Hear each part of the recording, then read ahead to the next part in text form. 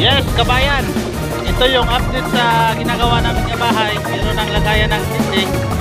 Ito yung sa looban. Tapos na. Meron ng lagayan ng plato.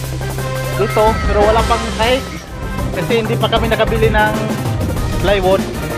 Para pagkabit dito sa dingding at sa lagayan ng plato. Ito yung update, kabayan. Tapos na. Meron na siyang pintuan. Dito. Pintuan. Tapos kabayan, ito yung may-ari. Tanungin natin kung anong masasabi niya sa bahay niya. May-ari, anong masasabi mo sa bahay mo? Napakaganda ng mansion ko. Ay. Ito yung kasama namin na Panday. Ito lang kami. Ilang araw lang. Meron ng lagayan ng dingding. Malapit na matapos.